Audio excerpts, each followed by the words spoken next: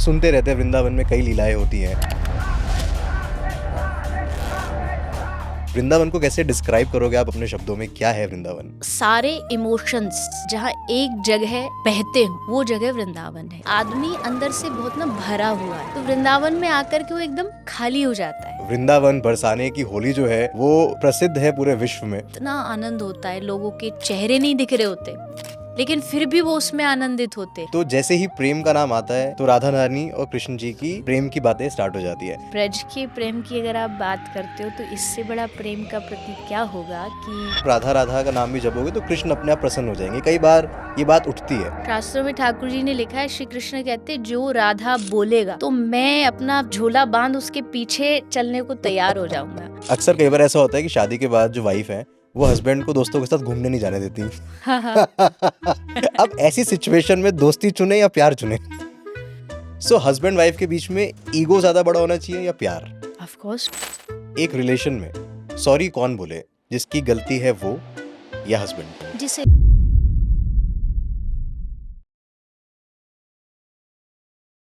Radhe Radhe. I am Devi Chitralekha and I am right now with Rohan.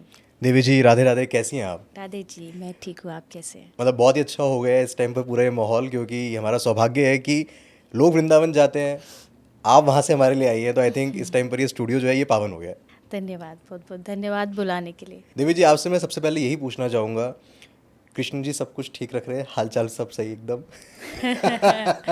वो तो हालचाल सही रखते हैं वैसे तो सबका, हम अपना खुद ही बिगाड़ते हैं। हाँ, सही कह रहे हैं आप। तो उनके तरफ से बिल्कुल हालचाल बढ़िया है, परिस्थितियाँ बढ़िया हैं, कभी ऊपर नीचे होती भी हैं तो भी वो साथ ही रहते हैं जी। तो आई थिंक उनकी कृपा सब पे है, बस हमको कभी कभी उसको हम फील करना भूल जाते हैं। तो बस उनकी कृपा को फील करिए एंड मैं उसको हमेशा फील करती हूँ। लेकिन हम सब सिर्फ डिमांडिंग रहते हैं, हमारा सिर्फ ये सीन रहता है कि हम मांगते रहते हैं कि कृष्ण जी हमको ये चाहिए, कृष्ण जी हमें ये दिला दीजिए, हमारे साथ ये हो जाए। सो दो सवाल मेरे यहाँ पे, पहले तो ये कि आप भी उनसे कुछ मांगती हैं या मांगना चाहिए नहीं, उनको सब पता है, वो ऑलरेडी उनके पास लिस्ट है कि क्या क्या देना है, वो दे देंगे टाइम आने पे?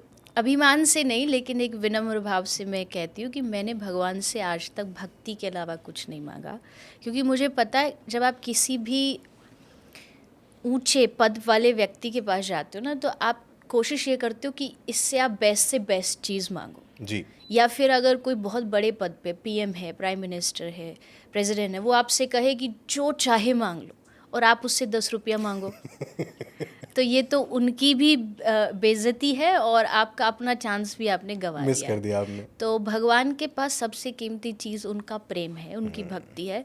उसको छोड़ के अगर दुनिया मांगोगे तो दुनिया तो मिल जाएगी पर वो नहीं मिलेंगे। हम 2 BHK घर मांग के खुश हो जाते हैं बस। यही हमारी भूल है। हमको लगता है ये भगवान दे दिए तो हमें सब कुछ मिल गया। ऐसा नहीं है, भगवान के पास सबसे कीमती वो खुद ही हैं। तो अगर मांगने की इच्छा होती है तो भगवान से उन्हीं को मांगो, भगवान से मत मांगो, भगवान को मांगो। क्या बात है। अगर आप भगवान से मांगोगे, हमारी जो माइंड है, हमारा जो माइंड है, उसकी जो लिमिटेशंस है वो बहुत छोटी है, छोटा सोचता है, वो कभी बड़ा नहीं सोचता। भगवान जब सोचते तो बहुत बड़ा सोचते हैं। तो इसलिए मैं अक्सर ये बात कहती हूँ कि भगवान को पहली चीज़ तो बताने की ज़रूरत है ही नहीं, अंतर्यामी नाम क्यों है उनका? जी। Because he knows better than you कि आपके लिए क्या परफेक्ट है, आपके लिए फ्यूचर में क्या हो सकता है। आज अच्छा लग रहा है बट आगे चल कर के वो आपके लिए अच्छा नहीं हो, तो इसलिए वो आज ही रोक देंगे। तो इसलिए उनसे ये कहिए, भगवान से ये मत कहिए मुझे क्या चाहिए, भगवान से कहिए कि तुम्हें मेरे लिए क्या अच्छा लगता है वो दे दीजिए। और सेटिस्फाई होना भी ज़रूरी है जो मिल गया। सेटिस्फेक्शन तो देखिए मस्ट है। अगर आप लाइफ में चीज़ों को लेके सेटिस्फाइड हो तो आपसे बड़ा कोई सुखी है ही नहीं दुनिया में। आप एक झोपड़ी में भी अगर रह रहे हो और अगर आप सेटिस्फाइड हो तो आप शहंशाह हो, आप बादशाह हो। जी। आपके लिए किसी चीज़ की ज़रूरत ही नहीं है। और ऐसे भी है जो महलों में रहते हुए भी हमेशा मांगने का ही काम करते हैं। तो सेटिस्फेक्शन, संतुष्टि सबसे ज़्यादा ज़रूरी है। हमारे शास्त्रों ने भी कहा है कि संतुष्टि ही सबसे बड़ा सुख है। जी। उससे आगे कुछ भी नहीं है। तो जो दिया उसकी कृपा, जो नहीं दिया वो उसकी इच्छा। राइट। दोनों में खुश रहो। बिल्कुल। हमारे अध्यात्म में कहते हैं भगवान से कि जहाँ ले चलोगे वहीं मैं चलूँगा, जहाँ नाथ रख दोगे वहीं मैं रहूँगा, ना कोई उल्हाना ना कोई अर्जी, मतलब कोई शिकायत कंप्लेंट कुछ नहीं, कर लो करा लो जो तेरी मर्जी, सहाओगे जो भी खुशी से सहूँगा, जहाँ ले चलोगे वहीं मैं चलूँगा। बहुत ही बढ़िया, बहुत ही बढ़िया। और अब मैं चाहता हूँ कि आप हमें वृंदावन की तरफ लेके चलें। जी। और मुझे पहले तो आपसे जानना है कि हम सुनते रहते हैं वृंदावन में कई लीलाएं होती हैं, आप भी, क्योंकि आपने भी वहाँ पे बहुत समय बिताया है तो आपने भी कई लीलाएं देखी होंगी। तो पहले तो मैं जानना चाहूँगा आपका वृंदावन का एक्सपीरियंस क्या है, वृंदावन को कैसे डिस्क्राइब करोगे आप अपने शब्दों में, क्या है वृंदावन? बहुत कठिन क्वेश्चन है, बट आई थिंक मैं ये कह सकती हूँ कि सारे इमोशंस जहाँ एक जगह बहते हों, एक धारा में बहते हो, वो जगह वृंदावन है। वहाँ खुशी भी है, वहाँ आनंद भी है, वहाँ हंसना भी है, वहाँ रोना भी है, वहाँ नाचना भी है, तो वहाँ एकांत में बैठ के साधना भी है। तो यानी आपके जीवन के जितने भी इमोशंस हैं आप वृंदावन में फील कर सकते हो। और वृंदावन लोगों को पसंद भी क्यों आता है, आज कितने लोग वृंदावन की ओर खींचे चले आ रहे हैं, उसका रीज़न एक ये है कि आदमी अंदर से बहुत ना भरा हुआ है, उसके पास बहुत सारी चिंताएं हैं, टेंशन्स हैं, तो वृंदावन में आकर के वो एकदम खाली हो जाता है और उसे लगता है कि अब सामने बिहारी जी खड़े, सामने राधारमन जी खड़े, अब मैंने इन पे सब छोड़ दिया, अब मेरे कंधों का जो बोझ है वो थोड़ा सा शांत हो गया, कम हो गया। और रही बात वृंदावन की, तो देखो वृंदावन प्रेम की धरती है, राइट। यहाँ जब जब जो भी आया वो प्रेम सीख के गया। यहाँ जब भगवान को भी लगा कि किसी में अभी थोड़ी प्रेम की मात्रा थोड़ी कम है, जैसे उद्धव जी हो गए, अर्जुन हो गए, तो भगवान ने उनको यहीं ट्रांसफ़र किया कि जाओ वहाँ से कुछ लेके आओ, वहाँ से प्रेम सीख करके आओ, क्या होता है प्रेम। क्योंकि ब्रज में पत्ते भी प्रेम करते हैं, ब्रज में पेड़ भी प्रेम करते हैं, ब्रज की माटी भी प्रेम करती है, ब्रज के बंदर भी प्रेम करते हैं। तो इतने सब चीज़ों का अगर मिश्रण हो सकता है वो भूमि का, तो स्वाभाविक है कि ऑटोमेटिकली वो जगह एक अलग ही फील देती है आपको। और वही रीज़न है कि लोग को वृंदावन से इतना जल्दी जुड़ाव हो जाता है। जी। और मुझे लगता है इतनी भीड़ वहाँ पर है, बट फिर भी इंसान जो है ना वो अपने आप को पा लेता है वहाँ पे जाके। उसको ये बात समझ में आ जाती है कि मैं जिन चीज़ों के पीछे भाग रहा हूँ वो कितनी मटीरियलिस्टिक हैं। जी। एक ना एक टाइम पर आकर जब वो इंसान बाकी बिहारी अगर पहुँचता है तो जब देखता है ना सामने, तो वो आंसू अपने आप टपकते हैं कि मैं कहाँ हूँ, मैं किन चीज़ों में फंसा हुआ हूँ, कितना कुछ है अभी ज़िंदगी में देखना करना, और मैं एक छोटी सी चीज़ को दिमाग में बोझ लेके चल रहा हूँ। जी, मैंने कहा ना कि देखिए कोई भी चीज़ हो, हमारा दिमाग भी हो, हमारी मेमोरी हो, ये अक्सर जब हम दुनिया में रहते हैं तो कहीं ना कहीं चीज़ों से भरती जाती है। हमको एक तो उसको डिलीट करने का चांस नहीं मिलता, या हम करते नहीं है जानबूझ करके। तो ये जगह जो होती है ये हमें उस हमारे लिए मुझे लगता है एक स्पेस बनाती है, एक स्टोरेज स्पेस बनाती है कि जब आप वृंदावन से आओगे तो आपका जो दिमाग है वो एकदम नई ऊर्जा के साथ आएगा।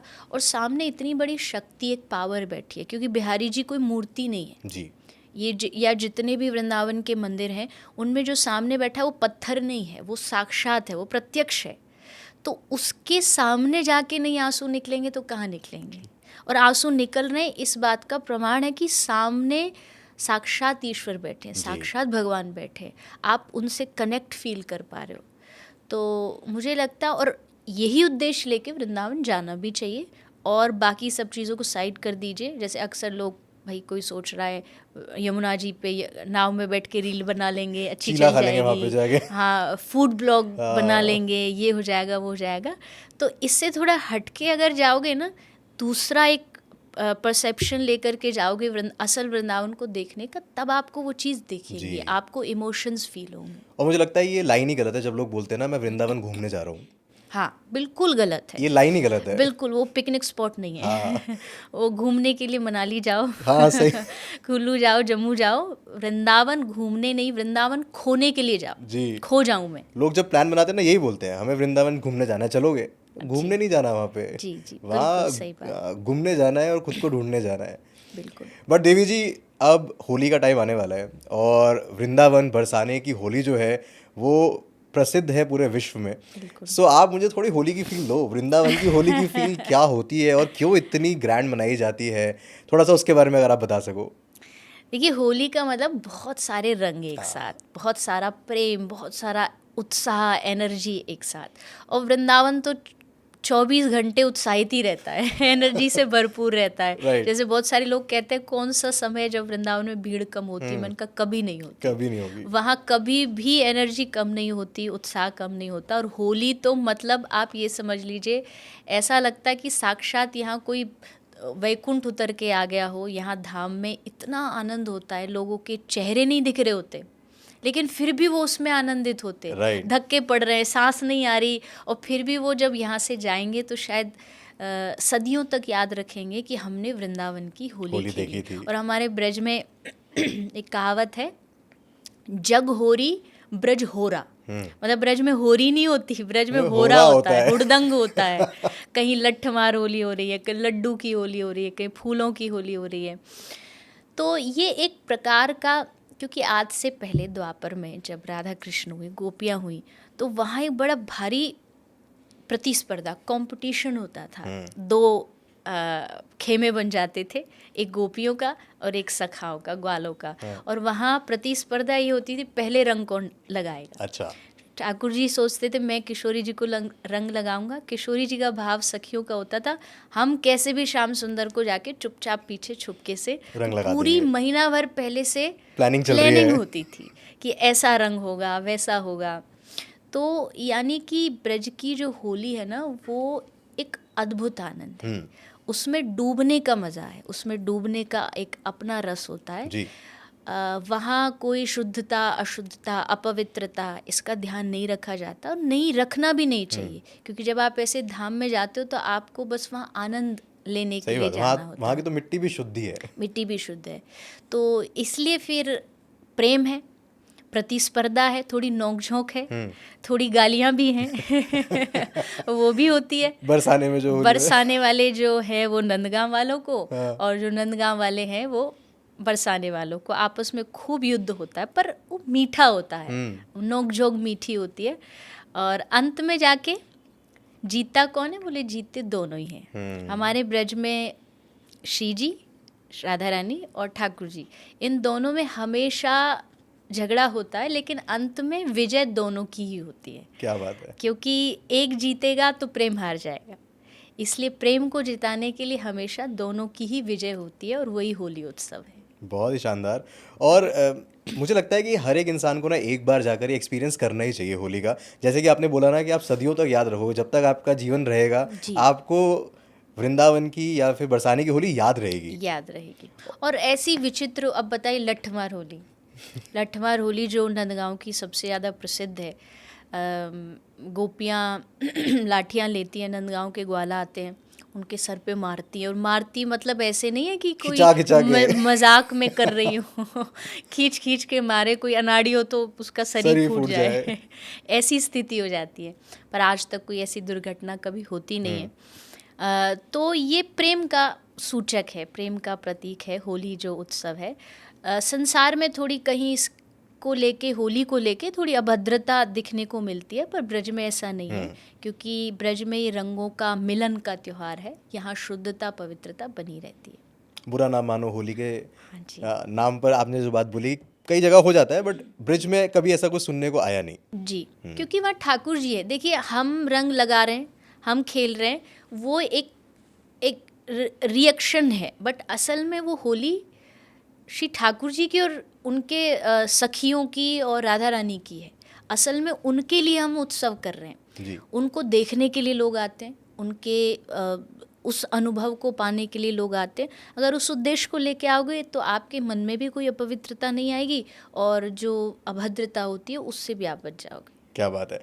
लेकिन जब आपने यहाँ पे प्रेम की बात करी, तो जैसे ही प्रेम का नाम आता है तो राधा रानी और कृष्ण जी की प्रेम की बातें स्टार्ट हो जाती है। सो मैं आपसे जानना चाहूँगा कि अगर आज के टाइम पर हम बात करें कि व्हाट इज़ ट्रू लव, सो आप कैसे डिफाइन करोगे सच्चा प्यार क्या है? देखिए, ब्रज के प्रेम की अगर आप बात करते हो तो इससे बड़ा प्रेम का प्रतीक क्या होगा कि नगर है कृष्ण का, फिर भी वहाँ बोलते राधे राधे। जी। वहाँ गूंज राधे राधे की होती है, क्योंकि वो जानते हैं कि राधा रानी का और श्री कृष्ण का जो प्रेम है, जिसको ट्रू लव कहते हैं, वो किसी, यहाँ तक कि सच्चा जो प्रेम होता है ना, वो मिलन का भी मोहताज नहीं होता। सही बात है। मिलन का मोहताज नहीं होता, क्योंकि संसार के प्रेम में हमेशा एक ही आशा रहती है, मिलन। पर ये जो प्रेम है, इसमें मिलन से ज़्यादा विरह था, बिछड़ना था। लेकिन उस बिछड़ने में भी जो एक दिल से जो लगाव था, वो कभी नहीं छूटा। हाँ, ये ज़रूर है कि उस प्रेम में, और अगर आप उसको धरातल पे, मतलब ऑन द ग्राउंड ले करके अगर इससे कंपेयर करोगे, तो वो पॉसिबल नहीं है। क्योंकि प्रेम का मतलब होता है कि विदाउट एक्सपेक्टेशंस, कोई एक्सपेक्टेशंस नहीं होना, निस्वार्थ भाव से होना, वो थोड़ा दुनिया में मुश्किल है। क्योंकि एज ए ह्यूमन नेचर के अकॉर्डिंग हम एक्सपेक्टेशंस हमें आ ही जाती हैं, हमें उम्मीदें आई जाती हैं। इवन इतनी तो आई जाती है, मैं तुम्हें प्रेम करूँ तो तुम मुझे करो। इतना तो मतलब ये तो है ही है। लेकिन वहाँ ये था कि मैं तुम्हें प्रेम करूँगा, तुम करो ना करो, मुझे उससे कोई फ़र्क नहीं। मेरा लगाव तुमसे, मेरा समर्पण तुम्हें है। हमें वो शर्त नहीं रखनी कि तुम भी हमसे वही लगाव रखो। तो ये ब्रज का निस्वार्थ प्रेम था, राधा कृष्ण का निस्वार्थ प्रेम था। इसलिए जब भी प्रेम की बात आएगी तो पहला नाम राधा और कृष्ण ही आता है। भले जगत में विवाह रुक्मणी जी से हुआ, भले राम जी सीता जी से, क्योंकि एक ही है, उनका एक ही अवतार है, लेकिन प्रेम की बात आएगी तो राधा कृष्ण। तो वहाँ उम्मीद नहीं थी, वहाँ एक्सपेक्टेशंस नहीं थी, और इसी कारण वो प्रेम उदाहरण है। और आपने जैसे कहा कि राधा राधा बोला जाता है और कृष्ण की नगरी में, जी, तो मुझे ये भी बात जाननी है आपसे कि ऐसा कहा जाता है कि अगर आप राधा राधा का नाम भी जपोगे तो कृष्ण अपने आप प्रसन्न हो जाएंगे। कई बार ये बात उठती है, तो ऐसा आप मानते हो कि अगर आपने राधा राधा नाम लिया तो कृष्ण जी तो अपने आप आपकी बात सुन ही लेंगे? हाँ, बिल्कुल मानते। शास्त्रों में लिखा है, शास्त्रों में ठाकुर जी ने लिखा है, श्री कृष्ण कहते जो राधा बोलेगा, ठाकुर जी कहते रा भी बोलेगा ना, तो मैं अपना झोला बांध उसके पीछे चलने को तैयार हो जाऊंगा। क्योंकि मुझे अब लालच क्या है कि अब रा के बाद नेक्स्ट इसके मुंह से निकलेगा धा। उसको सुनने के लिए ठाकुर जी उसके पीछे पीछे चलते हैं कि कब ये धा बोले और मेरी श्री जी का नाम इसके मुख से मुझे सुनाई दे। तो ये 100% सत्य है कि जो ठाकुर जी को, कृष्ण को प्रसन्न करना चाहता है, राधा राधा नाम का जाप करे। अगर वो राधा बोलता है तो उससे ठाकुर जी भी प्रसन्न है, श्री जी भी प्रसन्न है जी। तो कहते हैं ना, एक तीर से हो गया। हाँ, एक तीर से दो निशान। आपको अलग अलग जाने की आवश्यकता पड़ेगी, और फिर दोनों में भेद भी नहीं है, दोनों में अंतर भी नहीं है। लेकिन राधा नाम में थोड़ा मिठास ज़्यादा है, उसकी मधुरता कृष्ण नाम से थोड़ी सी ज़्यादा है, इसलिए उस मधुरता में दोनों ही आ जाते हैं। अगर आप राधा नाम लेंगे तो ठाकुर जी की भी प्राप्ति होगी और राधा रानी की भी। बहुत ही खूबसूरत।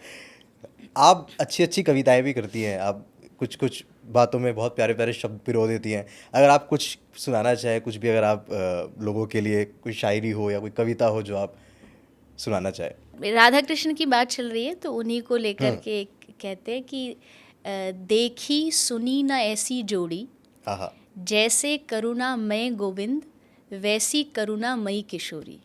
वाह। यानी कि आज तक संसार में बहुत सारी जोड़ियाँ हुई, बहुत सारे युगल बने, पर इनके जैसी आज तक कोई जोड़ी नहीं। उसका रीज़न इज़ कि अगर कहीं कोई इंसान गलती कर देता है और श्री कृष्ण को लगता है कि ये मेरा भक्त गलती कर रहा है, तो श्री राधा रानी उसको, उसके सब पापों को क्षमा कर देती है, माफ़ कर देती है, और कहती है कि इसको अपनाओगे तब मैं आपसे प्रेम करूँगी। तो यानी ये दोनों जो है एक ऐसी जोड़ी है जो हमारे हित के लिए, हमारे अच्छे के लिए काम करती है। वाह। तो देवी जी, मेरे पास ना कुछ ऐसे सवाल हैं जो सवाल हर एक आम इंसान की ज़िंदगी से जुड़े हुए हैं जी। यूजुअली हस्बैंड वाइफ या फिर जो पार्टनर्स हैं उनके ये सवाल हैं, क्योंकि हम प्रेम की बात कर रहे हैं और राधा कृष्ण के प्रेम की बात कर रहे हैं। तो आज के टाइम पे क्या दिक्कतें आती हैं, वो मेरे पास दिक्कतें हैं, मैं चाहता हूँ कि आप उनका कुछ सोल्यूशन दे दें हमें। ठीक है, कोशिश। हाँ, और ये आप कोशिश करेंगे तो काफ़ियों का भला हो जाएगा जी। ठीक है। सो हस्बैंड वाइफ के बीच में ईगो ज़्यादा बड़ा होना चाहिए या प्यार? ऑफ कोर्स प्यार। अगर आपके बीच में प्यार है, और प्यार से भी ज़्यादा आई थिंक अगर एक दूसरे के प्रति सम्मान है, तो ईगो कभी बीच में नहीं आएगी। और अगर आपकी ईगो बीच में आ रही है तो मतलब रिश्ता बहुत कच्चा है, कमज़ोर है। क्योंकि कोई भी चीज़ हो, दीवार में दीमक लग जाए तो दीवार को ढहने में समय नहीं लगता। ईगो वही काम करती है कोई जी। भी रिश्ते में, वो धीरे धीरे अंदर से उसको ख़त्म करती है। मैं हमेशा कहती हूँ कि जब आप किसी भी चीज़ को लेकर के, किसी भी रिश्ते को लेके झुकने के लिए तैयार होते हो तो आप अपना रिश्ता मजबूत कर रहे होते हो। क्योंकि आपको पता है आपके लिए ईगो से ज़्यादा रिश्ता अहमियत रखता जी। है। आपके लिए वैल्यू किसकी ज़्यादा है, आपको वो वैल्यू खुद ही डिसाइड करनी पड़ेगी। अक्सर लोग इसी में चूक जाते हैं। उनको लगता है कि मैं ही क्यों, जी। मतलब मैं ही पहले क्यों बोलूं, हाँ। वो सामने वाला हमको बोले, वो सामने वाला हमको आकर के अप्रोच करे तभी हम बोलेंगे। तो इसका मतलब है कि हमारे मन में उनके प्रति प्रेम और सम्मान दोनों ही नहीं है। दोनों ही नहीं है। तो ऐसे फिर रिश्ते में दरार तो आती आती है, आपका रिश्ता लंबा नहीं चलेगा। फिर वही आजकल जो सिस्टम हो रहे हैं वो सामने देखने को केस मिलेंगे। सो इससे फॉलो अप क्वेश्चन मेरा ये है कि एक रिलेशन में सॉरी कौन बोले, जिसकी गलती है वो या हस्बैंड? जिसे रिश्ता बचाना है, जिसे रिश्ते को अच्छा बनाना है, हाँ। जिसे रिश्ते को निभाने की समझ है, वो बोलेगा। बात ना गलती की है ना बात सॉरी की है, बात यह है कि आप उसमें अपना कितना प्रतिशत परसेंटेज देना चाह रहे हो। जी। क्योंकि सॉरी बोलने का मतलब हमेशा गलती नहीं होती। जी। अगर आप किसी को सॉरी बोल रहे हो, इट डजंट मीन कि आप गलत ही हो। इट मीन्स कि आपकी नज़र में उस व्यक्ति की वैल्यू ज़्यादा है अपनी सॉरी से। जी। तो ऐसा समझना कि मैं क्यों, कौन पहले बोले, कौन पहले शुरुआत करे, ऐसा नहीं। जिसे अपने संबंध की इज्जत ज़्यादा है वो करे, वो करेगा, वो पहल करेगा। सो देवी जी, एक चीज़ और मुझे जाननी है, क्या शादी के बाद अपना अपना पर्सनल स्पेस भी होना चाहिए? क्या आप बस शादी हो गई तो अब तो जहाँ जाएंगे जो करेंगे साथ ही करेंगे, अपना पर्सनल स्पेस ख़त्म? नहीं, होना चाहिए, बिल्कुल होना चाहिए। क्योंकि देखिए, आप एक, मेरा मानना ये है कि एट द एंड आप एक इंडिविजुअल सोल हैं। जी। अक्सर हम सुनते अकेले आए थे अकेले जाएंगे। कुछ टाइम के लिए आपको एक व्यक्ति as a partner, as a parents, as a sibling, as a friend मिलते हैं, एक रिश्ता मिलता है आपकी हेल्प के लिए, आपकी मदद के लिए। बट आप हैं एक इंडिविजुअल सोल ही। जी। अगर आप इसको स्पिरिचुअल नज़रिए से देखेंगे तब भी आपकी अपनी साधना, अपना भजन, अपना अध्यात्म आपका खुद का है। जी। जैसे अक्सर लोग कहते हैं ना कि भाई पति पत्नी है मेनली पति ये बात बोलते हैं कि हमारी तो पत्नी कर लेती है तो 50-50 हो जाता है, जी। हमारे तो वही काफ़ी है। मैं कहती तो खाना भी वही खा लेगी, 50-50 हो हो गया। जाएगा आपको क्यों खाने की ज़रूरत है? जी। नहीं, आपको कुछ चीज़ें आपकी अपनी स्वतंत्र होती हैं। तो स्पेस इन द सेंस मेरा ये है कि कुछ चीज़ें आपकी अपनी होनी चाहिए, आपकी अपना दृष्टिकोण होना चाहिए। किसी भी चीज़ को लेकर के आपका अपना मत होना चाहिए कि हाँ, उसमें हम एक दूसरे से टकराएंगे नहीं। जहाँ लगेगा कि इनका मत ज़्यादा अच्छा है वहाँ हम एग्री करेंगे, जहाँ उनको लगेगा अच्छा है तो वहाँ हम उनके साथ एग्री करेंगे। बट अपनी निजता खो देना, मैंने कहीं पढ़ा था कि अपनी निजता, अपना अस्तित्व खोने का मतलब है कि अपने पूरे जीवन को ख़त्म कर देना। सही बात है। तो अपनी निजता मत मारिए। आपका जो पर्सनल विचार है, जो ओपिनियन है, वो रहना ही चाहिए। तो थोड़ा सा स्पेस टाइम टू टाइम रखना चाहिए, उससे आपका रिश्ता भी मजबूत रहेगा। क्योंकि अति दूरी, अति सामीप्य जो होता है वो कभी कभी रिश्ते में हाँ। या ये कह लीजिए कि फिर वो अति सामीप्य यानी ज़्यादा जब क्लोजनेस और साथ। क्लोजनेस रहती है तो फिर आप उसकी कीमत थोड़ा कम कर देते हो। ठाकुर जी भी कहते हैं कि मिलन ज़रूरी है तो थोड़ा सा विरह ज़रूरी है, तो थोड़ा दूरी भी ज़रूरी है। दूरी इन द सेंस दिल से नहीं, लेकिन आपको कुछ चीज़ों को लेकर के अपना स्पेस रखना चाहिए। इससे फॉलो अप क्वेश्चन है मेरा, तो अक्सर कई बार ऐसा होता है कि शादी के बाद जो वाइफ है वो हस्बैंड को दोस्तों के साथ घूमने नहीं जाने देती उनका हमेशा रहता है कि नहीं, अब तुम दोस्तों के साथ नहीं जाओगे कहीं भी हैंग आउट करने। आपकी शादी हो गई? हाँ जी। अच्छा। आप समझ रहे हैं सवाल कहाँ से आ रहे हैं? तभी पर्सनल सो अक्सर ये होता है कि तुम अब दोस्तों के साथ हैंग आउट नहीं करोगे, अब हम जहाँ भी जाएंगे ट्रिप पे हम साथ जाएंगे, दोस्तों के साथ नहीं जाना। तो इसमें आप क्या सलाह देना चाहोगे? नहीं, देखो कई बार क्या होता है, शायद उनको हो सकता है कि डर, एक डर होता है कि कहीं कोई चीज़ें अमर्यादित ना हो जाए। अगर वो नहीं है तो मुझे नहीं लगता कि इसमें कभी रोक टोक करनी चाहिए, क्योंकि जब शादी नहीं हुई थी तब भी उनका एक जीवन था, वो तब भी जाते थे, तब भी वो अपनी लाइफ को जीते थे। तो इसमें ऐसा सोचना विचार करना आई डोंट थिंक सो कि ये ठीक है। क्योंकि हर रिश्ते की अपनी एक जगह है। जी। आपके दोस्त आपकी बीवी नहीं बन सकते, आपकी पत्नी आपके दोस्त नहीं बन सकते, माता पिता अलग है, पत्नी अलग है। जी। तो यानी हर रिश्ते का अलग एक एंगल होता है। कभी कभी ऐसा भी होता है कि आप शायद केयर की वजह से भी आपके दिमाग में बहुत सारी टेंशन है, बहुत सारा स्ट्रेस है, लेकिन आपको अपनी पत्नी की केयर है, आप उसको नहीं देना चाहते अपना स्ट्रेस, तो आप जी। कहाँ उतारेंगे उस स्ट्रेस को? आप अपने दोस्तों को बताएंगे, क्या आप बात उनसे बोली आपने। समाधान पूछेंगे कि मुझे ये परेशानी है। हो सकता है कि जब आप वो परेशानी उन्हें बता रहे हों और इनडायरेक्टली अगर आपके पार्टनर को, पत्नी को पता चल जाए तो उन्हें लगेगा ये छुपा रहे हैं, हाँ। बट रियलिटी में वो छुपा नहीं रहे, वो आपको स्ट्रेस से बचा रहे हैं कि मैं जिस सिचुएशन से गुजर रहा हूँ आप भी कहीं उसमें साथ हो जाओगे तो दोनों की नैया डूब जाएगी। तो ये थोड़ा सोचने का आई थिंक नज़रिया है। अगर आप उस तरीके से सोचेंगे तो आप कभी भी रोक टोक ऐसी नहीं करेंगे। क्योंकि ये सवाल भी इसलिए पूछा मैंने, कृष्ण जी हमें दोनों चीज़ें सिखाते हैं कि दोस्ती कैसे करना है और प्यार कैसे करना है। जी। दोस्ती और प्यार दोनों सिखाते हैं। कई बार ऐसा होता है दोस्त जो पार्टी का प्लान बनाते हैं, बीवी मना कर देती है, तो अब ऐसी सिचुएशन में दोस्ती चुने या प्यार चुने? बहुत आपने फंसाने वाला क्योंकि क्वेश्चन किया कृष्ण जी ने हमें दोनों चीज़ें सिखाई हैं। उन्होंने हमें बोला कि आप दोस्ती भी ऐसी करो और प्यार भी ऐसा करो। नहीं, मुझे लगता है एक दिन दोस्त को चुन लो, एक दिन पत्नी को चुन लो, उधर भी खुश रहे, ये भी खुश रहे। और मेन सिचुएशन पे भी डिपेंड करता है आई थिंक। अगर सिचुएशन आपकी उस समय है कि आपको ज़रूरत है, कई बार ऐसा भी हो जाता है कि घर में परिस्थितियों को लेके आप बहुत ज़्यादा टेंशन बनी रहती है, टेंशन का माहौल, आप उससे निकलना चाहते हो। जी। तो उससे निकलने के लिए आपको एक रीज़न चाहिए होता है, तब आप दोस्तों को चुनते हो कि आप वहाँ जा कर के टेंशन फ्री हो जाएं। तो इसमें चुनाव आई थिंक सिचुएशन पे डिपेंड करता है। सिचुएशन ज़्यादा इम्पोर्टेंट है। हाँ जी। एक चीज़ और घरों में होती है, ये सब मैं सवाल जो है लोगों के पूछ रहा हूँ, जी जी है ना? बिल्कुल। तो एक चीज़ और घर में होती है कि काम काम काम करता रहता है इंसान, और जब पार्टनर पूछता है आपसे कि तुम पूरे टाइम काम ही करते रहते हो, मेरे लिए वक्त ही नहीं है, तो दूसरा पार्टनर ये बोलता है ये काम और ये पैसा मैं किसके लिए कमा रहा हूँ? तुम्हारे लिए तो कमा रहा हूँ। जी। सो अब इस सिचुएशन में क्या किया जाए कि काम और पैसा कमा तो तुम्हारे लिए ही रहा हूँ, लेकिन टाइम नहीं दे पा रहा। नहीं, मुझे नहीं लगता कि ये बोलना सही रहेगा, क्योंकि आप 24 घंटे मीठा ही मीठा नहीं खा सकते, आप 24 घंटे नमकीन ही नमकीन नहीं खा सकते। हर एक चीज़ का टाइम होता है, हर एक चीज़ का समय होता है। आप पैसा कमा रहे हैं, लेकिन आप ये भी सोच सकते हैं कि जो आप कमा रहे हैं, आज का जो सेकंड जो निकल गया है, वो आप सारी दुनिया का पैसा इकट्ठा करके अगर दोबारा से ख़रीदना चाहो तो आप ख़रीद नहीं सकते। जी। वो रिटर्न में नहीं आएगा।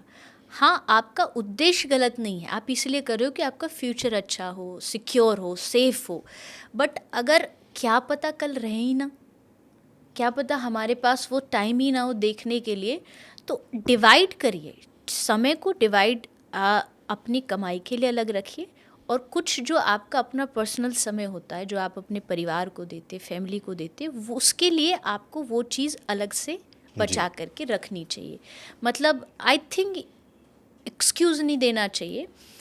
आप उनको समझा सकते हैं कि ये मेहनत हमारे लिए ही है, हमारे आगे की प्लानिंग है, हमारे फ्यूचर की प्लानिंग है, बट उसके लिए कहते हैं ना, प्रेजेंट को भी तो जीना चाहिए। Yesterday is a history, tomorrow is a mystery, वाह। So you have just one day and that is today. वाह। अगर ये मिस हो गया तो फिर फ्यूचर भी क्या ही करेंगे। तो आई थिंक दोनों चीज़ों को बैलेंस करके और इसमें ऐड करना चाहूँगा मैं कि मैं हमेशा ही बोलता हूँ कि work is a never ending process. हाँ, काम कभी खत्म नहीं होगा, खत्म नहीं, आप खत्म हो जाओगे, लेकिन जिम्मेदारियां खत्म नहीं होंगी। ऐसा लगेगा कि ये काम मैं 10 काम कल के लिए छोड़ूंगा, लेकिन क्या पता कल आप हो ही ना। बिल्कुल। सो काम नहीं खत्म होगा, आपको डिसाइड करना है कि आपको आज प्रायोरिटाइज किस चीज़ को करना है। बिल्कुल, प्रायोरिटी तो आप ही फिक्स करेंगे, आप अपने आप ही करेंगे। काम ख़त्म नहीं होगा, रिस्पॉन्सिबिलिटीज़ ख़त्म नहीं होंगी। जी। जब आपकी शादी नहीं हुई तब आप सोचते हैं कि शादी की रिस्पॉन्सिबिलिटी, शादी हो गई अब बच्चों की रिस्पॉन्सिबिलिटी, बच्चे हो गए अब इनके सेटल होने की रिस्पॉन्सिबिलिटी, उनके बच्चे हो गए अब इनको पढ़ाने की रिस्पॉन्सिबिलिटी। रिस्पॉन्सिबिलिटी। तो ये अंत तक भी, बुढ़ापे तक भी आदमी ना, मैंने ऐसे ऐसे लोगों को देखा 80 से 90 साल की उम्र में भी वो ज्योतिषियों को जाके हाथ दिखा रहे हैं कि मेरे जीवन में खुशियाँ कब आएंगी। तो जो अब तक नहीं आई वो आगे क्या आएंगी। अरे रे। जो अब तक नहीं सुधरा वो वो आगे अब क्या क्या सुधरेगा। सुधरेगा। तो ऐसा सोच के होल्ड पे मत रखिए जी। किसी भी चीज़ को। बिल्कुल सही कहा, काल करे सो आज कर, आज करे सो अब, कब कहाँ कुछ भी बदल सकता है। तो जितना आप अच्छे से आज के जीवन को जी सकते हो अपने परिवार, अपनी ईमानदारी, अपने भगवान, अपने धर्म के साथ, उतना जीना चाहिए। बहुत बढ़िया। दिव्या जी, आपकी कथा हो या ओवरऑल भी, लोगों का एक दिमाग में डाउट रहता है कि अल्कोहल जो है ये छोड़नी है, लेकिन अच्छी लगती है, मज़ा आता है पी के, ज़िंदगी के गम भुला देते हैं हम। उन्हें पता है गलत है, बॉटल पे भी लिखा है गलत है, लेकिन मज़ा आता है क्योंकि हम एक टेम्प्रेरी टाइम के लिए हमें हैप्पीनेस मिलती है जो हम लाइफ में ढूंढ रहे हैं। जी। तो टेम्प्रेरी हैप्पीनेस अगर मुझे एक चीज़ से मिल रही है तो वो गलत है, क्योंकि मैं खुशी तो ढूंढ ही रहा हूँ ना अपनी ज़िंदगी में, और कोई चीज़ मुझे दे नहीं रही, अल्कोहल ही दे रही है। तो कंजम्पशन उसका गलत कैसे? नहीं, क्या खुशी दे रही है? मतलब अल्कोहल से क्या खुशी मिलती है? आप ये बताइए। अल्कोहल से, मैं कहती हूँ, शराब पी के आदमी अपना नाम भी भूल जाता है, और उसे ये भी नहीं पता था मेरा नाम क्या है।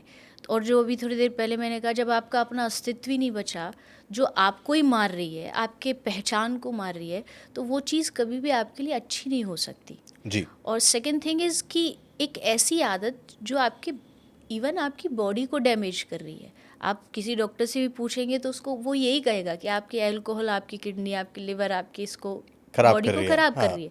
तो और आपको पता भी है। लेकिन टेम्परेरी खुशी कभी भी जीवन में नहीं ढूंढनी चाहिए, ऐसा मेरा पर्सनल ओपिनियन है। क्योंकि टेम्परेरी चीज़ आपको कैसे खुश रख सकती है? पीने का शौक नहीं, पीता हूँ गम भुलाने को। सुबह गम वापस लौट आएंगे, फिर रात रात तो गम भूल गए, सुबह लौट आए, फिर क्या करोगे? तो परमानेंट सॉल्यूशन ढूंढो ना। एक मैं कथा में बोलती हूँ, ऐसा नशा करो जो उसके बाद फिर दोबारा नशा करना ही ना पड़े। आहा। भक्ति का नशा करो। वो भक्ति आपको ऐसा नशा देगी परमानेंटली कि आपको फिर बार बार नहीं डूबना जो पड़ेगा, सुबह उतरेगा नहीं। जो सुबह उतरेगा नहीं। और नानक जी कहते हैं, और नशे सब रेंगने उतर जाए प्रभात। हाँ। सुबह होते होते तक उतर उतर जाते जाते हैं। हैं, पर नाम खुमारी नानका चढ़ी रहे दिन रात। वाह। नाम की, भगवान के नाम की जो खुमारी है वो हमेशा चढ़ी रहती है, वो उतरती नहीं है। उतरने चढ़ने वाली ये मस्ती है ही नहीं। तो आई थिंक परमानेंट सॉल्यूशन ढूंढो, एक ऐसी खुशी ढूंढो जो आपको अंतिम सांस तक साथ दे। और खुशी से मेरा मतलब ये नहीं है कि अगर आप भगवान से जुड़ जाओगे तो आपके जीवन में टेंशन्स नहीं होंगी। टेंशन तो तब भी होगी, बट जैसे एक बच्चा किसी खिलौने को उठा लेता ना, जी। प्लास्टिक के हाथी को उठा करके ऐसे घुमा देगा, वैसे ही आपके लिए वो इतनी हल्की फुल्की बन जाएगी वो टेंशन, वो परेशानी, क्योंकि आपके साथ भगवान है और उनका नाम है। सही बात है। तो ये समाधान आई थिंक ढूंढो लॉन्ग टर्म के लिए, शॉर्ट टर्म का नहीं। देवी जी, क्या अपनी वाइफ को आपको अपने बैंक अकाउंट के पासवर्ड बता देने चाहिए? उनको पता होने चाहिए, ज़रूरी है ये कि उनको पता हो कि आप कितना पैसा कमा रहे, कितना पैसा आपके अकाउंट में है? ये भरोसा है एक दूसरे के प्रति, तो आई डोंट थिंक सो इसमें कोई गलत है, क्योंकि शायद वो भी बताएगी। और आपकी जो है, आप अभी क्या हो रहा है ना, मुझे गलत तरीके से नहीं लीजिएगा, बट अभी क्या होता है कि जो रिश्ते बन रहे हैं उनमें दो रास्ते हैं, तू तेरा मैं मेरा। तू तेरा मैं मेरा में कभी भी हम नहीं हो सकते। जी। आपको बनना हम है, लेकिन आप रह भी एक जगह रहे हैं, आप एक छत के नीचे रह रहे, लेकिन फिर भी आप चीज़ों को डिवाइड कर रहे हो। इसका मतलब है कि थोड़ा सा कहीं ना कहीं आपको भरोसे की कमी है। हाँ, आप अपने टैलेंट पर ज़रूर स्टैंड रखिए। जैसे फॉर एन एग्जांपल, कोई आज की फ़ीमेल है, अगर एक मेल कमा रहा है तो फीमेल के पास भी अपना ऐसा कुछ होना चाहिए कि कल को कोई सिचुएशन ऐसी आई कि हम दोनों शायद साथ नहीं हैं, तो मेरे पास मेरा टैलेंट है जी। मैं जॉब करूँगी, बिल्कुल पैसा सही। कमाऊँगी। बट जब तक आप साथ हैं और फिर भी आपके मन में डाउट है, तो इसका मतलब है अभी भरोसे में कमी है। एक दूसरे के प्रति आपका वो भरोसा नहीं है, आप जस्ट उसको निभा रहे हैं, आप रिश्ते को जस्ट निभा रहे हैं। ठीक है, सेविंग्स भारत की हर महिला पुरुष से बचा के कुछ ना कुछ सेविंग ज़रूर करती ही करती है, और एंड में वो पुरुष के ही काम और आती है। पुरुष के ही काम आ। जिस दिन उसकी स्थिति गड़बड़ हुई कि आज पैसा चाहिए, तब वो तिजोरी से खोज के वो डब्बों में से निकाल के लाएगी। और तब हैरान हो जाते हैं पुरुष, तुम्हारे पास इतना तुम्हारे पैसा? पास वो जब अपना ये लॉकडाउन आया था। वो मोदी जी ने ये सॉरी, हाँ, डिमोनेटाइजेशन हाँ आया था। तब किया था, तब उनके सारे खजाने बाहर आए थे क्योंकि अब कोई ऑप्शन नहीं था। अब तो पति को बताना ही पड़ेगा कि मेरे पास इतना रखा हुआ खजाना। तो सेविंग आप कर रहे हो अपने, कई बार भाई बेटी हो गई, अब इसके शादी के लिए रख लेना, वो अलग बात जी। है। बट उसमें डिवाइड करना कि तेरा ये है मेरा ये है, तो मुझे लगता है कि उसी के कारण रिश्तों में आजकल थोड़ी सी कड़वाहट और भरोसा कम है। कम आ रहा है। जब शादी कर ली फिर हमारा है। हमारा है, साथ में है, हाँ, फिर मेरी खुशी भी हमारी है, दुख भी हमारा। तुम्हारा गम भी हमारा है। बिल्कुल वो सीन है। बिल्कुल। साथ साथ तभी कदम बढ़ा सकते हो आप। अंदर कुछ मन में कड़वाहट रख के, थोड़ा डिस्टेंस मनोभाव में रख करके, आज नहीं तो कल फिर वो चीज़ खुल कर के बाहर आएगी और तब दोनों के रास्ते अलग हो जाएंगे। जी। देवी जी, वैसे आप क्योंकि वृंदावन में रहते हैं और वृंदावन का तो खाना पीना इतना फेमस है, वहाँ पे तो ऐसे ऐसे पकवान हैं, तो आपको क्या ज़्यादा पसंद है खाना? मतलब अगर आप बाहर निकलते हो, आपको मौका मिले कि आज कुछ खाना है ज़बरदस्त सा, तो क्या खाते हो आप? मैं वैसे तो अगर रेगुलर बोलो तो मुझे अपना हाँ, भारतीय रेगुलर, खाना हाँ। पसंद है, बट अगर मैं वृंदावन जाती हूँ तो मुझे पिज़्ज़ा खाना पसंद है। पिज़्ज़ा इसलिए क्योंकि वैसे तो सब जगह मिल जाता है, बट जहाँ मिलता है, दिल्ली आदि आप कहीं भी जाते हो तो वहाँ कोई भी शॉप होती है, वहाँ मिक्स होता है वेज नॉन वेज कोई भी उस पर वृंदावन में आपको शुद्धता से मिलता है। जी। तो अगर मैं वहाँ हूँ और मुझे मौका मिलता है तो बहुत सारे ऐसे वैष्णव हैं जो पिज़्ज़ा बनाते हैं, भोग लगाते हैं ठाकुर जी का, तब वो सेल करते हैं। जी। इस्कॉन के बहुत सारे डिवोटीज़ हैं, तो शायद आई थिंक वो प्रेफर करूँगी। सो पिज़्ज़ा पसंद है आपको? हाँ जी। वैसे दिल्ली आप आए हैं, दिल्ली में तो मोमोज भी बहुत ज़्यादा चलते हैं। मैं बहुत कम खाए हैं। बहुत हाँ, खाने का शौक है, मतलब जो भी चीज़ शुद्धता से बनती है ऐसा नहीं है, बट पिज़्ज़ा शायद ज़्यादा पसंद है। देवी जी, मुझे लगता है आज के टाइम पे अगर आप भी इंस्टाग्राम यूज़ कर रहे हो तो आपको दिखता होगा प्रेमानंद महाराज जी जो है वो बहुत अच्छा इन्फ्लुएंस कर रहे हैं यूथ को। यूथ जो है वो ज़्यादा कनेक्ट भी कर रहा है उनके साथ, उनकी बातों के साथ। सो आप कभी उनसे मिले हो, आपके कैसा एक्सपीरियंस रहा, और अगर आप उन्हें देखते हो, जब उनकी रील्स देखते हो, आपका क्या कहना है प्रेमानंद महाराज जी के बारे में? हम उनसे सीखते हैं, हम उनका बोला हुआ बोलते हैं, हम उनका प्रसाद लोगों तक पहुंचाते हैं। एंड आई थिंक जब भगवान को कुछ एकदम से दुनिया में कुछ बदलाव करना होता है ना, तो वो अपना कोई दूत भेजते हैं, अपना कोई मैसेंजर महापुरुष भेजते हैं। महाराज जी उनमें से एक हैं जो इस दुनिया में भक्ति का बदलाव लाने के लिए आए हैं, युवानों में, यंगस्टर्स में। क्योंकि उससे पहले ऐसा नहीं भक्ति नहीं थी, भक्ति सदा से रही है, लेकिन एक थोड़ा सा एक रहता ना, कोई पीछे से धक्का दे दे, थोड़ा सा आगे बढ़ा दे, हमको ये कह दे कि नहीं, ये आज के युग में तुम्हारे लिए भी उतनी ज़रूरी है जितने बूढ़े लोगों के लिए ज़रूरी है। तो महाराज जी ने वो एक बदलाव लेकर के आए हैं, और सीधी बात कनेक्ट इसलिए होती है उनकी दिल से क्योंकि वहाँ कोई भी दिखावा नहीं है। हाँ। जो वो अंदर से हैं वो ज़ुबान से हैं, जो उनकी भक्ति अंदर है वही उनके शब्दों में है, तो वो इम्पैक्ट ज़्यादा जल्दी और बहुत गहरा पड़ता है। तो आई थिंक ऐसे महापुरुष युगों युगों में आते हैं और समाज में बदलाव लेने के लिए भगवान ही उन्हें भेजते हैं, क्योंकि भगवान डायरेक्टली तो आ नहीं सकते, तो उनको काम कराना है, तो वो ऐसे महापुरुषों को, संतों को भेजते हैं। हमारे ब्रज में अनेकों ऐसे महापुरुष हैं। हाँ, महाराज जी थोड़ा सा मीडिया में अधिक दिखने को मिलते हैं, लेकिन और भी ऐसे अनेक महापुरुष हैं जिनकी वाणी लोगों के जीवन को बदल रही है, और महाराज जी तो उनमें सबसे सर्वश्रेष्ठ है ही। और मुझे लगता है सबको सुनना चाहिए। मुझे कोई पूछता भी है, बहुत सारे कभी कभी बच्चे उलझे हुए होते हैं, क्या करें, तो मैं कहा महाराज जी को सुनो बस। आप उनको सुनते रहो, सुनते सुनते आपको कहीं ना कहीं, किसी ना किसी, कोई ना कोई रील में आपको समाधान अपने मिल सवाल ही का जाएगा। जवाब मिल और जाएगा। बात क्या होती है ना, जब आप किसी चीज़ को जीते हो और जब आप उसे बोलते हो तो आप बड़े दहाड़ के बोलते हो। अब मुझे मान लीजिए पता है कि मैं ये काम नहीं करती और फिर मैं उसे माइक पे बोलूँगी, थोड़ी दबी आवाज़ में बोलूँगी, कॉन्फिडेंस थोड़ा कम थोड़ा होगा। कम होगा, क्योंकि मेरा मन जानता है कि नहीं, मैं यहाँ पे गलत हूँ। पर जहाँ मुझे पता है कि ये मैंने खुद जिया है, वो वाणी जो होती है ना, वो महाराज जी की दिखाई देती है। मैं अक्सर प्रेमानंद महाराज कहती जब हूँ, बोलते हैं तो वो हाँ, वो दहाड़ ऐसे ही लगती लगता है। है कि कोई शेर दहाड़ रहा और है। ऐसा लगता है कोई ऐसा बोल रहा है, मतलब साक्षात भगवान दिखते हैं कि वो बोल रहे हैं और अब हमें एक सलाह दे रहे हैं जो हमें माननी है। जी, वो एक वास्तविक महापुरुष के ही मुख से आ सकती जी। है।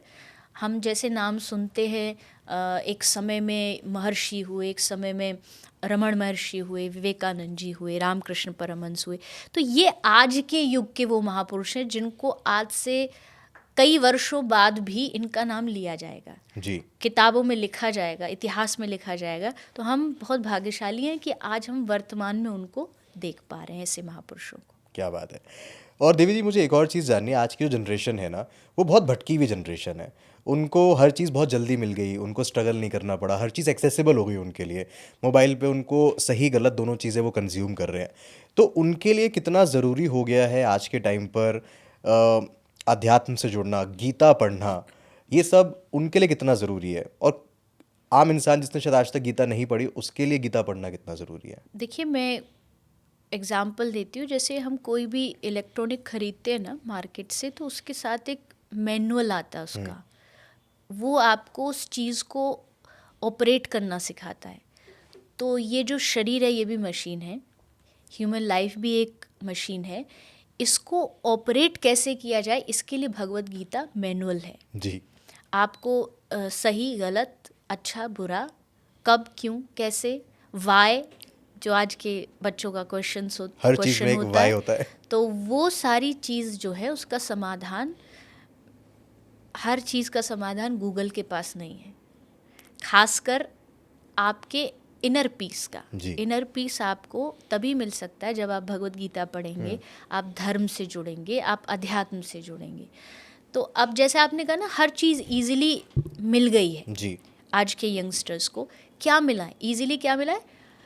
जो आउटर वर्ल्ड है वो मिला है, इनर वर्ल्ड अभी उन्होंने जाके देखा नहीं है। तो आउटर वर्ल्ड में घूम रहे हैं, आउटर वर्ल्ड की जितनी भी चीज़ें वो सब रियल लग रही है, बट इनर वर्ल्ड में जाने की कभी कोशिश नहीं करते हैं।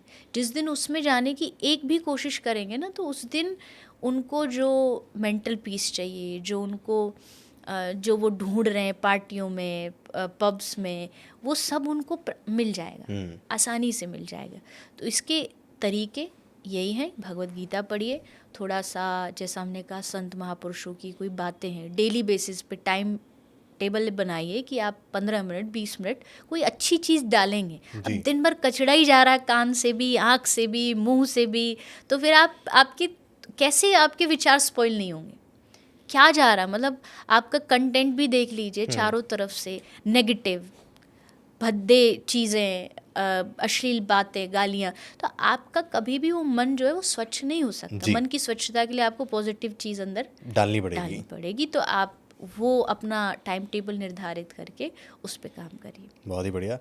देवी जी, सवाल मेरे पास और है, बट मैं चाहता हूँ कि थोड़ा सा आप कोई हल्का सा भजन सुना सके बीच में, 2 लाइनें, अगर आप किसी भी छोटे से भजन की सुना सके, इससे पहले मैं और सवालों की तरफ जाऊँ। जी। I think Holi. हाँ, अरे वाह। होली आ रही है, तो होली की एक लाइन है, रंग डारो नहीं, डारो नहीं, डारो नहीं कृष्ण मुरारी, हाँ रंग डारो नहीं, डारो नहीं, डारो नहीं कृष्ण मुरारी। एक ही लाइन है, बट होली के उत्सव में जो ब्रज की गोपियाँ हैं वो कहती है ठाकुर जी से कि हमारे ब्रज में गाते, कारे को लाल बनाए गई रे गोरी बरसाने वाली। आहा, मतलब है तो ठाकुर जी काले, पर इतना रंग लगा डाल गई दिया है है, गोपी हाँ, कि वो एकदम लाल लाल हो बन गए। गए। तो जैसे मैं प्रतिस्पर्धा की बात करी तो उसमें गोपियाँ कहती है कि ये हमको छोड़ दो, हमें बचा दो, और उसका ही एक छोटा सा भाव। बहुत ही खूबसूरत।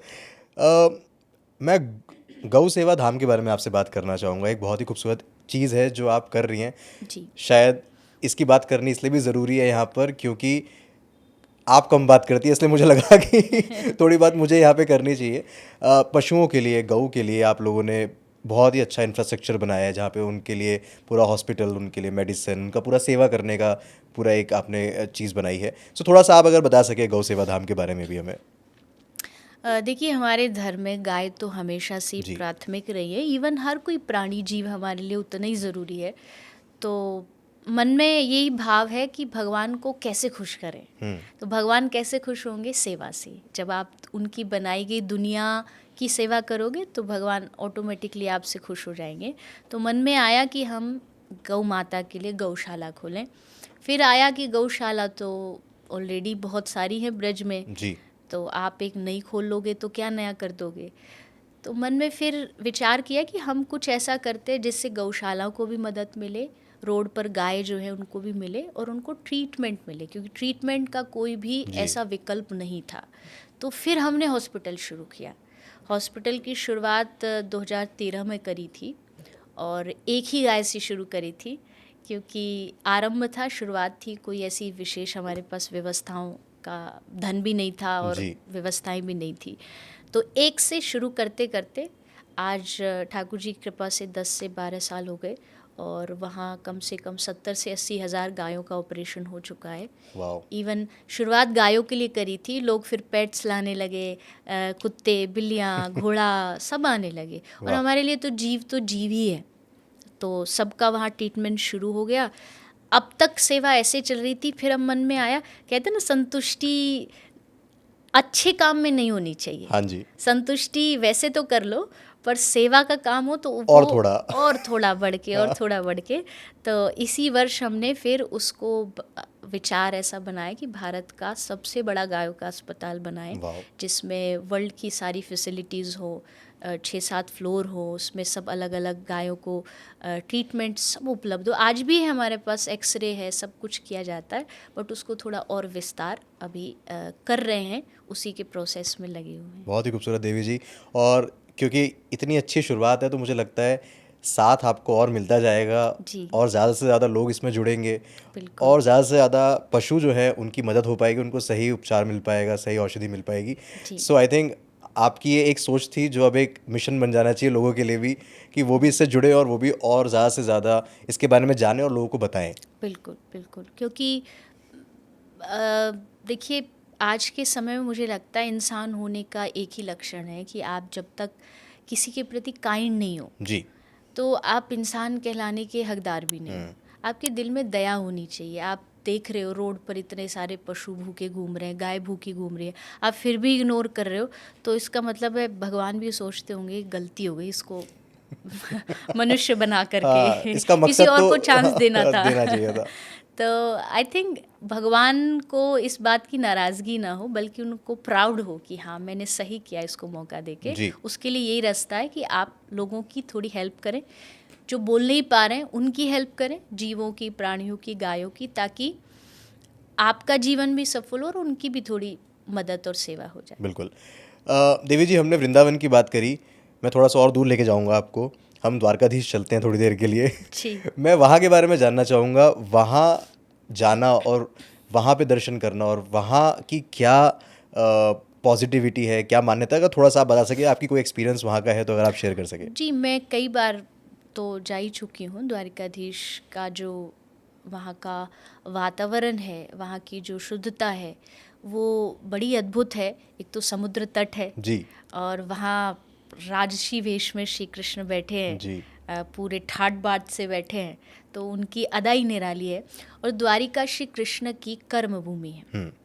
जैसे हमारा टाइम टेबल फिक्स होता, मॉर्निंग जागे, ब्रेकफास्ट किया, फिर हमने अपने ऑफिस गए, शाम को घर आ गए। तो ब्रज वृंदावन ठाकुर जी का घर है। और द्वारिका कर्मभूमि। कर्मभूमि। वहाँ जाते हैं, ठाकुर जी का ऑफिस है, वहाँ सारी व्यवस्था संभालते हैं, काम धंधा देखते हैं, पर लौट के फिर ब्रज ही आते हैं। ठीक है। क्योंकि अंत में तो घर ही आएगा, जी। इसलिए हम वृंदावन वाले थोड़ा सा न चौड़ के रहते हैं, क्योंकि हमें पता हमारा ठाकुर है, ये कहीं नहीं जाएगा, ये कहीं भी जाए, ये बद्रीनाथ जाए, जगन्नाथ जाए, लौटेगा ब्रज ही। हाँ क्योंकि इसका अपना घर है जी। तो द्वारिका ठाकुर जी की कर्मभूमि है, उनका ऑफिशियल एरिया है। और रुक्मणी जी का वहाँ पर साथ ठाकुर जी श्री द्वारिकाधीश को मिला है। द्वारिकाधीश कृष्ण का एक रूप है जी। लेकिन कृष्ण का ऐश्वर्य रूप है। ओके। कृष्ण के दो रूप हैं, एक माधुर्य और एक ऐश्वर्य। माधुर्य जो ब्रज में देखा जाता है जी। मीठा, हाँ। उसमें कोई नियम नहीं, कोई कंडीशंस नटखट। नहीं, नटखट, प्रेम, वात्सल्य, सखा, दोस्त, प्रीतम, ये सब माधुर्य। ऐश्वर्य में थोड़ा आ जाता है जब भगवान महाभारत कुरुक्षेत्र गए, द्वारिका गए, अब वो राजा बन गए, अब वो राजाधिराज हो गए। तो दोनों ही अद्भुत रूप हैं। पर अब हम ब्रज वाले तो हम तो अपना वाला थोड़ा वो तो रहेगा ही, वो तो ओनरशिप आ जाती है कि कभी हमारे छूटेगा हैं। नहीं। जी। और ठाकुर जी भी कहते हैं, द्वारिका में रह के भी उन्होंने कहा, ऊधो मोहे ब्रज विसरत नाही, कि मुझे ब्रज का प्रेम नहीं भुलाया जाता है, लेकिन वहाँ की जो द्वारिका का जो ऐश्वर्य है भगवान का, वो भी अद्भुत है, वो उसकी कोई तुलना नहीं है। जी। देवी जी, अगर मैं आपसे पूछूं कि ऐसे 4 या 5 मंदिर जो इंसान को अपने जीवन में जाने ही चाहिए कृष्ण जी के, सो वो 5 कौन से ऐसे मंदिर आप बताना चाहेंगे कि एटलीस्ट यहाँ पर जाके तो दर्शन करके आओ इस जीवन में, तब जीवन सफल है? देखिए, वृंदावन हो गया, द्वारिका हो गई, जगन्नाथपुरी हो गई, बहुत अद्भुत स्थान है जगन्नाथपुरी, सबको जाना ही चाहिए। एक शायद आपने नाम सुना हो, महाराष्ट्र में पंढरीनाथ, पंढरपुर, विट्ठल भगवान, अद्भुत दर्शन है वहाँ। अनेकों भगवान के भक्त हुए, और जितनी महिमा हम अपने ब्रज की बताते हैं और धामों की बताते हैं, उतनी ही महिमा पंढरीनाथ की है। वाह। रुक्मणी जी और विट्ठल भगवान विराजमान है, और थोड़ी सी आकृति अगर आप फोटो में भी देखोगे तो भगवान के, पंढरीनाथ के दोनों जो हाथ हैं वो ऐसे मुट्ठी बंद है और कमर पे लगा के ऐसे खड़े हैं। तो उसका मतलब ये है कि मैं खड़ा हूँ तेरे सामने, तू डर मत, देखी बस मेरे जाएगी। पीछे आके खड़ा हो जा, कुछ होने नहीं दूंगा। जैसे कभी कभी माँ नहीं खड़ी हो जाती सामने बच्चे की कि अब आके दिखा, कुछ करके दिखा, तो वैसा वो ठाकुर जी का बहुत प्यारा स्वरूप है। और एक आई थिंक कृष्ण भगवान ही है, नारायण स्वरूप, नर नारायण स्वरूप, बद्रीनाथ। हाँ। वो भी एक अस्मरणीय अनुभव रहता है जो बद्रीनाथ जाते हैं। वहाँ का जो वातावरण है, वहाँ ऋषियों का जो तप है, वो एक बार तो जीवन में दर्शन करना ही चाहिए, उसका अनुभव करना ही चाहिए। जी। देवी जी, आप जब कथा करती हैं तो वहाँ पे लाखों लोग वहाँ कथाओं में आते हैं, सो आपको क्या लगता है कि इस टाइम पर क्या दिक्कत है सब लोगों में जो वो खींच के लाती है उन्हें? क्या ऐसा डिस्कनेक्ट है? हम आज की भागा दौड़ी में कितना डिस्कनेक्ट हो गए हैं स्पिरिचुअलिटी से कि हम जब कथा में आते हैं तो हमें एक मार्गदर्शन मिलता है। तो आपके पास तो लाखों लोग सामने आते बैठते होंगे, अलग अलग उनके सवाल होते होंगे, बट आपको समझ में आता होगा कि एक माइंडसेट जो है वो वहीं जा रहा है सबका। सो वो क्या होता है? आप क्या समझती हो लोगों को ऑब्जर्व करके? देखिए, परसेंटेज है, आई थिंक 80% लोग आते हैं दुखों के कारण, क्योंकि उनके जीवन में दुख है, उन्होंने सुना है भगवान दुख दूर करते हैं, इसलिए वो आ गए हैं ताकि हमारे दुखों को भी दूर करते हैं। लेकिन उसमें से 20% ऐसे लोग हैं जो भगवान से जुड़ने के लिए आते हैं, उनको दुखों सुखों से कोई लेना देना नहीं है। और असल में वो जो 20% लोग हैं ना, वही सत्संग का असली मतलब समझते हैं। 80 जो प्रतिशत है वो तो फिर मैं ये कह सकती हूँ कि वो इसलिए आए कि वो चाहते हैं, वो जो बैठा है ना ऊपर व्यासपीठ पे, जो आदमी बैठा, वो कुछ चमत्कार, कुछ ताबीज, कोई गोली दे दे, कोई वैसे फूंक मार दे और मेरा काम हो जाए, और मेरा काम हो जाए। मैं फिर भी कहती हूँ कि चलो एटलीस्ट आप आए यहाँ तक, आप उद्देश्य कुछ भी लेके आए होगे, पर शायद भगवान की कथा में इतनी ताकत है, आप सुनोगे तो ये आपके माइंड को बदलेगी कि नहीं, मुझे दुख सुख से लेना देना नहीं है, मुझे तो भगवान के नाम में मस्त रहना है। जी। तो निवेदन मेरा यही रहता है सबसे कि देखो, दुखों से छुटकारा पाने के लिए सत्संग मत जाओ, भगवान को पाने के लिए सत्संग जाओ। दुख अपने आप छूट जाएंगे। अपने आप छूटने का मतलब है कि जब आपको बड़ी चीज़ मिल जाती है ना, तो छोटी चीज़ अपने आप छूटी जाती है। जी। आपको उसके लिए एफर्ट्स नहीं करने फिर याद पड़ते। भी नहीं रहता ऐसा कुछ हुआ था कभी। हाँ, तो सत्संग में स्वार्थ सिद्धि के लिए मत जाओ, चमत्कारों के लिए मत जाओ, श्रद्धा लेके जाओ। हमारे शास्त्र कहते हैं कि शंकर भगवान से बड़ा कोई वक्ता नहीं और पार्वती जी से बड़ा कोई श्रोता नहीं। जब भी वक्ता और श्रोता की बात आती है, दो नाम सबसे पहले आते हैं, और वो दोनों किसका प्रतीक है? श्रद्धा विश्वास रूपिणों।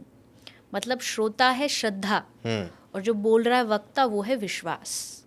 वक्ता में जब विश्वास बोलेगा, श्रोता में श्रद्धा सुनेगी, जी। तब जाके ज्ञान प्रकट होगा। ज्ञान मतलब गजानन जी। गणपति जी। तो ये आई थिंक इस भाव से सत्संग में किसी के पास भी हमें जाना चाहिए। देवी जी, मुझे आपसे एक और चीज़ पूछनी है, दोस्ती। जब कृष्ण जी का नाम आता है तो सुदामा का नाम साथ में आ जाता है और बोलते हैं कि दोस्ती हो तो ऐसी हो। वो महल से बाहर आ गए दोस्त को लेने के लिए, जी। और आज के टाइम पे ये सीन है कि दोस्त फ़ोन करता रहता है इमरजेंसी में, दूसरा दोस्त फ़ोन नहीं उठाता। सो जी। आप अगर डिफाइन करें तो आपके हिसाब से दोस्ती क्या है? देखिए, मेरा मानना है कि अगर अच्छे समय में आप एकदम खड़े हो कि हाँ मैं तेरा दोस्त हूँ, और परसों पुराने रिश्ते को भी आप निकाल लाते हो कि अरे हम तब से दोस्त थे, और जैसे ही बुरा समय आए आप पीछे हट जाओगे, तो आप दोस्त होने या कहलाने के हकदार नहीं होते। जी। दोस्ती में ना कभी भी एक तो फेकनेस नहीं रखनी चाहिए। मित्रता का मतलब होता है कि एकदम ट्रांसपेरेंसी, जी। आपकी एकदम पारदर्शिता हो।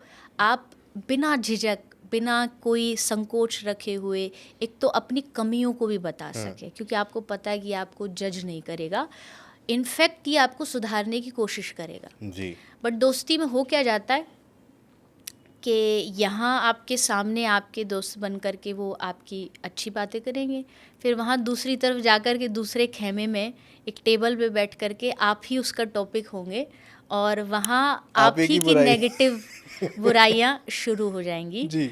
पर मैं कहती हूँ कि देखो, कड़वी है पर बात सच्ची है कि दिखावे की नज़दीकियों से ज़्यादा हकीकत की दूरियाँ अच्छी है। जी, क्या बात है।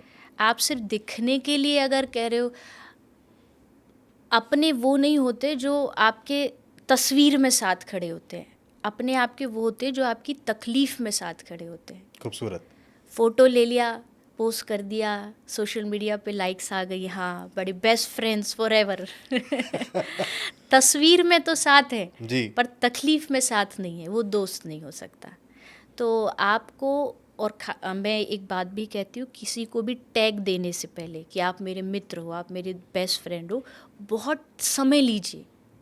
2 दिन आप किसी से मिले, बेस्ट फ्रेंड फॉरएवर नहीं बन सकते आप, क्योंकि ना तो आदमी 2-3 दिन में अपनी अच्छाई ही दिखाता है। जी। आपको किसी व्यक्ति को जानने के लिए कुछ समय लगता है, क्योंकि खामियाँ अच्छाइयों के साथ तो कोई भी अपना लेगा, पर असली दोस्त वो जो खामियों के साथ अपनाए, बुराइयों के साथ अपनाए।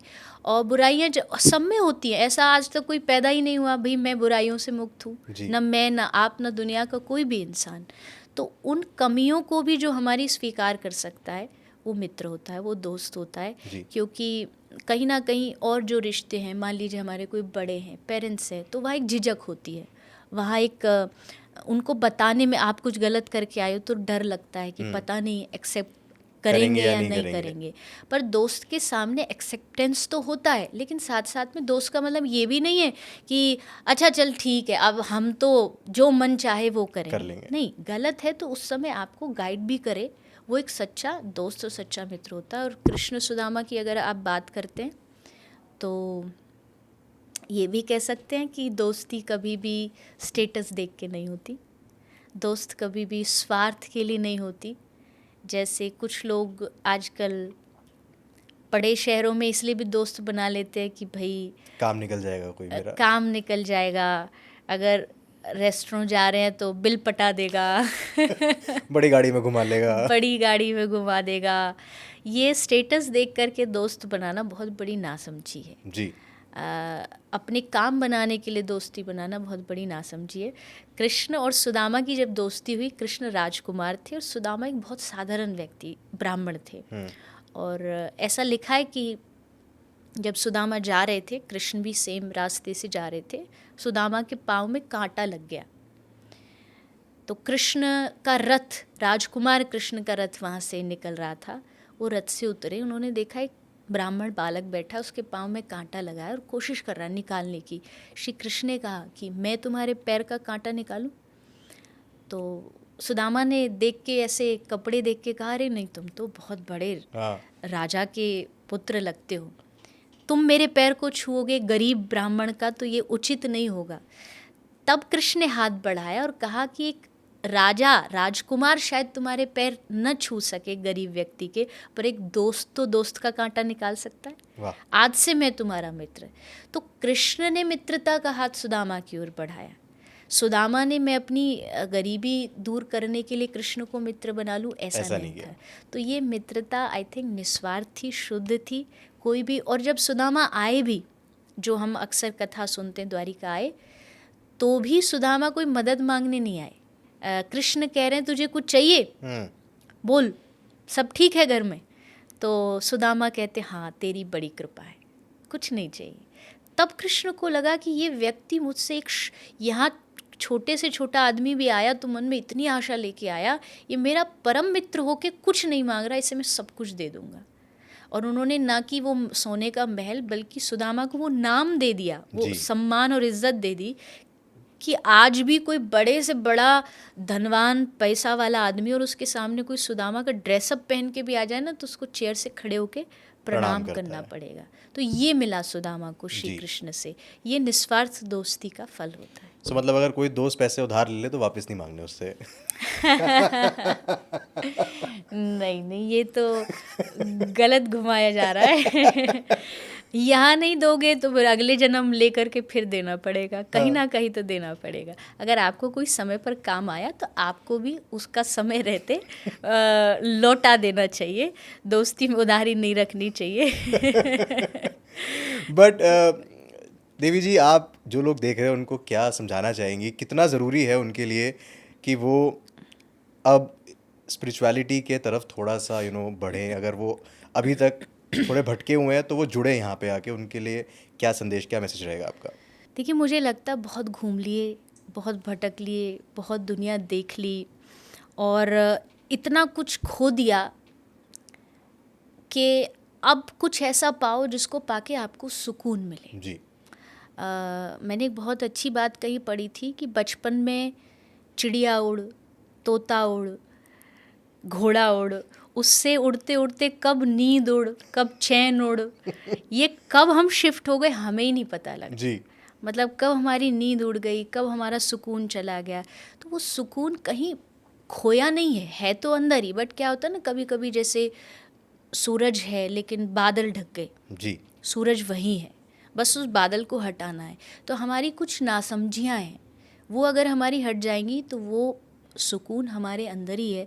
आदमी जब पीस की बात करता है तो कहीं बाहर जा रहा है, ये करूँगा वो करूँगा, यहाँ से मिल जाए वहाँ से मिल जाए, इससे मांग रहा है उससे मांग रहा है, शांति वो नहीं मिलेगी। मांगने से अपने भीतर जब आप स्वयं उसको खोजेंगे तब आपको उस परम सुख का, परम आनंद का अनुभव होगा। और वही एट दी एंड सबसे ज़रूरी है। जी। आप दुनिया के सबसे अमीर व्यक्ति बन जाएं, लेकिन अगर आप सोने के लिए आपको नींद की गोलियां खानी पड़ रही तो आपसे बड़ा कोई गरीब नहीं है। क्या बात है। आपको अमीर बनना है तो दिल से अमीर बनिए, कि भले आप फ़कीरी क्या होती है, फ़कीरी यही तो होती है कि खाने को ये भी नहीं पता शाम को मिलेगा कि नहीं मिलेगा, पर मौज ऐसी कि बादशाह को भी कह दें बोल तुझे क्या चाहिए। सही बात है। तो ये फ़कीरी जो है, ये सुकून, ये शांति अध्यात्म से मिलेगी। अध्यात्म से जुड़ें, संतों से जुड़ें। आज के कुछ यंगस्टर्स का ऐसा दिमाग है जो हम अक्सर सोशल मीडिया पे भी पढ़ते हैं, ये बाबा लोग तो बस धंधे वाले हैं, ये तो कमाने वाले हैं। शायद उनकी जीविका चल रही है, मैं मना नहीं करती, मेरी भी जीविका इसी से चल रही है, मेरा घर इसी से चल रहा है, लेकिन जो सचमुच महापुरुष हैं, जो सचमुच साधु हैं, वो इस दुनिया में बदलाव लाने के लिए आते हैं। आपको उसका सम्मान करना चाहिए, जी। उनकी हंसी, उनका मजाक नहीं उड़ाना चाहिए। आप उनके पास जाके बैठो, आपको सुकून खुद मिलेगा, आपको अनुभव होगा। तो संतों का सानिध्य रखो, अध्यात्म की ओर बढ़ो, भक्ति की ओर बढ़ो, तभी जीवन हमारा आनंद में गुजरेगा। बिल्कुल। और आपका भी एक बार फिर से बहुत बहुत धन्यवाद दो चीज़ों के लिए। एक तो आप समय निकाल के यहाँ पर आई, और दूसरा जो आप अच्छा काम करें इसका हमने बात करी, अलग अलग तरीके से आप समाज सेवा में भी है, पशु जी, सेवा में भी है। तो उसके लिए फिर से एक बार आपको ऑल द बेस्ट, और उम्मीद करते हैं बहुत कि वो बहुत और बड़ा धन्यवाद। हो और ज़्यादा लोगों तक वो पहुँचे, जी, और आप और ज़िंदगियों को बदल सके अपनी कथा के थ्रू और अपने कामों के थ्रू। बहुत बहुत धन्यवाद मुझे बुलाने के लिए और मेरी बात लोगों तक पहुंचाने के लिए। मज़ा आया आपको? बहुत आनंद। आनंद। आनंद, मज़ा नहीं। आनंद आया आनंद आया। है। तो देवी जी, राधे राधे, बहुत बहुत आपका धन्यवाद एक बार फिर राधे से। राधे, धन्यवाद। Thank you.